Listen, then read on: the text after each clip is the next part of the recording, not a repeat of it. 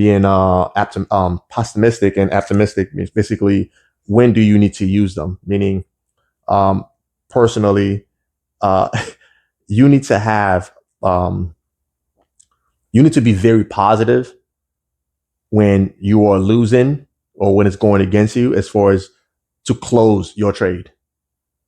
Okay, like if it's going against you, if it market give you a price action for the reversal, right? I need you to be very, very positive about the fact that, oh, nope, it's not going to go my way, and close it. Cut your losses short. Like cut it, snip it right in the butt. Okay. And when you are in a positive trades going your way, okay, you just, you want to be more, you want to be like, okay, you know what? It's not going to go again. It's not going to come back against me. Right. You just have to learn to use that negative and positive energy at the right point, at the right section. Okay. So if I'm gonna buy and it's going my way, I'm gonna be very optimistic. I'm gonna be like, yeah, it's gonna continue, right? It's not gonna come back against me. It's not gonna come back against me, right? Put my stop loss in profit and let it ride. But when the market's going against me, I'm gonna be very I believe it's not gonna go my way. Close it. All right. That it's just gonna help you cut your losses short. Okay. But that's another lesson where we can go in that in very, very detail. That way I make sure you understand things. I don't like to say things without showing you. So let's go ahead and continue moving forward. So we have an uptrend, which is a bullish market that gives you higher high and high low. So we always look for buys at the low point to match the next high. So here is where we will look for a price action or PA. Okay, it's a rinse and repeat. And then here is where we'll look to place our stop loss. Okay, again, if market goes back towards your stop loss, you will have another set. All right, you have another setup. Okay, vice versa. Here, you pull this buy right there, and this would be the area. The next zone area is where your stop loss is going to be for winning. If it goes back to this area, guess what you'll have? Another setup. Okay.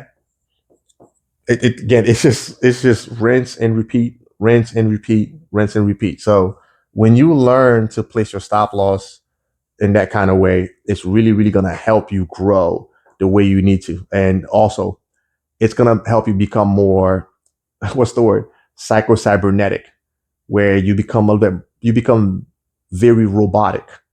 You just leave it alone. Take it, leave it alone. All right. One of the things I also want to throw out there, anybody that wants to learn how to trade, okay, make sure you have another source of income that's covering your livelihood, right? That's taking care of your rent, because you need to give yourself the best possible chance to be successful at learning how to trade. And again, if you are interested in learning how to trade and you want to be successful, go ahead, look me up, royaltyfxacademy.com. Come on and join the family. All right.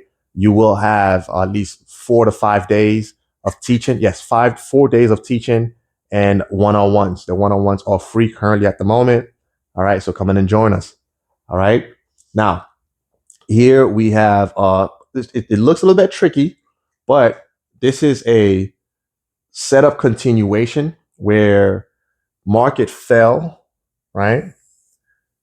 A range, right? What do I mean by range? It stays within the zone range, right? Between the high and the low, right? Between the high and the low, the market just bounced in between it. So it's just ranging. Now, depending on how close it is, it's consolidation. Regardless of what you call it, right?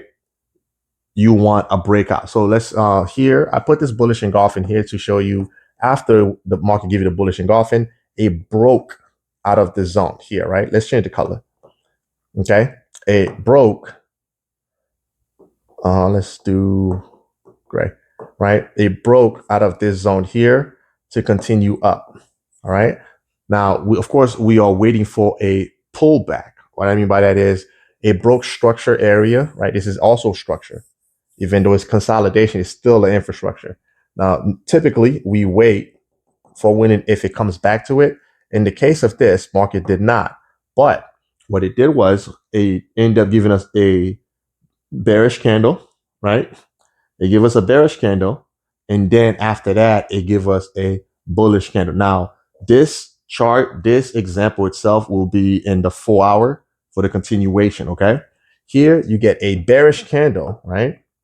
Let's fill that in real quick with a red. All right. This is a selling candle. You get this selling candle. And then after that, the market gives you a bullish candle, not just a regular bullish candle. You got a bullish engulfing price action candle that closed above the last selling candle. Here is where you would enter for your buy. Now, I put this there to help you understand the stop loss concept of this, right? If you take your buy here, the last low is down here. Okay. That's the wick of the last selling candle. That's what the way it was. So if you enter here, that will be your entry point. Okay. That's your entry point. And then your SL, your risk, your stop loss will be at this low point. You see that? Because guess what?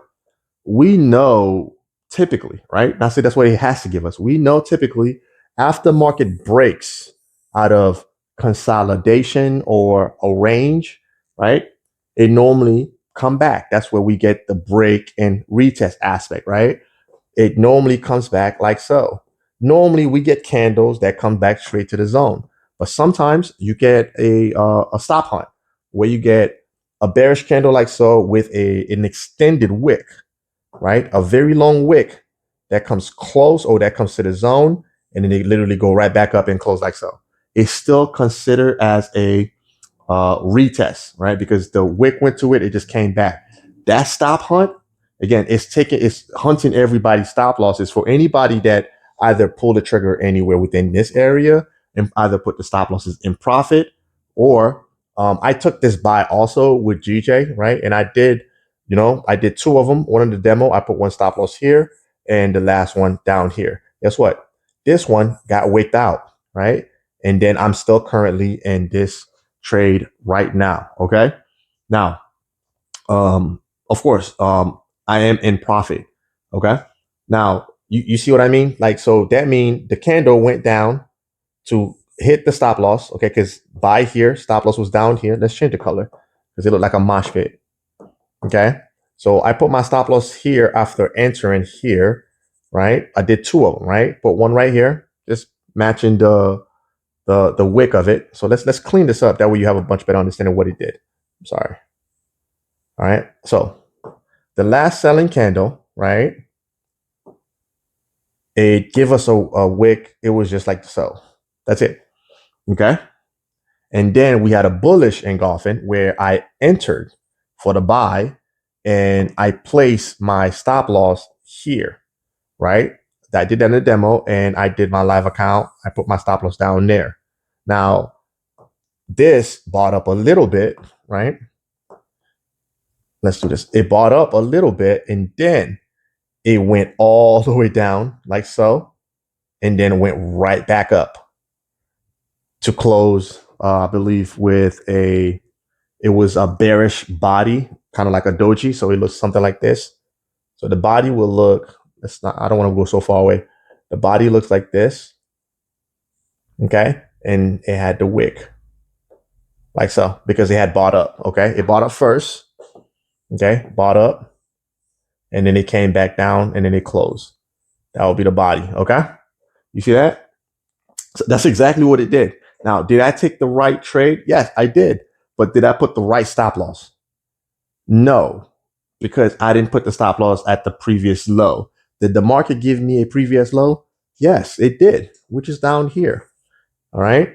It, again, when we place in our stop loss, all we have to do is understand, yo, I have X amount, right? So let's just say again, we have $500 in our account and we tell ourselves, hey, look, man, for every trade, we are going to risk $50, right? So that $50 is going to equal whatever the lot size may be, based on how far the stop loss is, right? Now, depending on your broker, of course, right? Before you enter for a buy, it allow you to put your stop loss first, and then you could change the lot size accordingly, right? And then they'll tell you, okay, cool, that's how much it is. So from here as your entry point to down here as your stop loss, it has to equal that. So, which means you either running from let's just start the high, right? $2, $1, or a 50 cents. Okay, it's okay. All right, money management. A win is a win. That's the goal. A win is a win. Stay consistent with yourself. Okay, that's where the stop loss goes, and that's what we need to learn to do. And then once you start doing this, and then over and over, like your trade is going to become very robotic. Okay, that's the goal. You want to be psycho cybernetic. You want to be very robotic when you take these trades. You want to just take it and place it where it needs to be. For people that buy trading bot, think about it, right?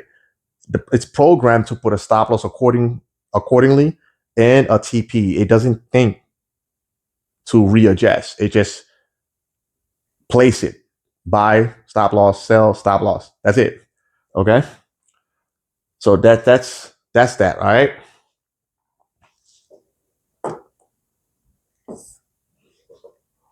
All right. So here we have a break and retest. Okay. So this is a different setup.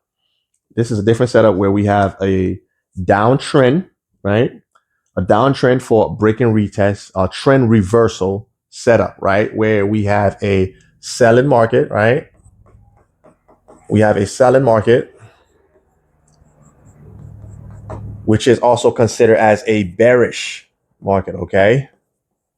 A seller market is a bearish market, also a market that's just falling or going down. Okay. It's just a different terminology. Now, one thing we need to make sure we know and understand, right? We need to understand what we know, which is what?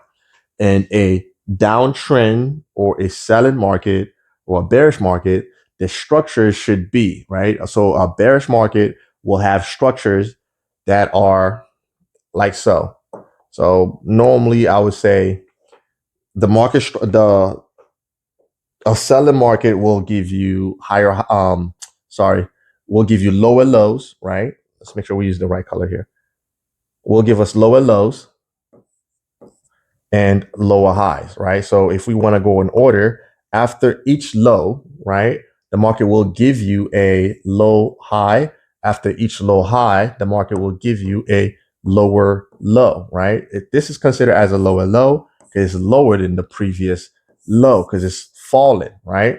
And after each low, we look for the market to give us a low high. Why is it considered as a lower high? Even though it's higher, but it's getting lower than the previous low. So on and so forth, right? And also doing a selling market, when you want to enter, you need to always look to enter at a what, right? So we want to enter at a low high, okay? So if you want to sell the market doing a downtrend, you look to enter at a lower high. So run it back a little bit, just trying to rephrase it in a way that we can understand because everybody learned differently. Doing a bearish market or a selling market, that is a market that's falling down, okay? You look to take your sell at a low high to give you a new lower low, okay? Targeting a new lower low, right? So, like so, after the market gives you this low point, right? So typically it buy up, right? It'll buy up like so, right? Retracing or going back to touch the previous low point. That's like, because it broke to give you a new lower low. So we wait till the market goes back to that specific area. Once it give us our PA to be more specific, it will be a bearish engulfing. So let's go ahead and let's add that to that, right? So downtrend market, we sell, or a bearish market, we sell at low high, and the price action we look for is a bearish engulfing. Okay, it will be a bearish engulfing, a bearish engulfing PA, also known as bearish engulfing price action. Okay, so run it back one more time. Okay, a selling market, also considered as a bearish market. If you are looking to take a trade, you will look to enter for a sell at a low high. Okay, the low high is pretty much an area where market goes to retest the previous lower low. So you take this sell at this structure point and then you place your stop loss above. right? So when you take your set at a lower high, your stop loss is at the next structure high, that is the previous low high, right?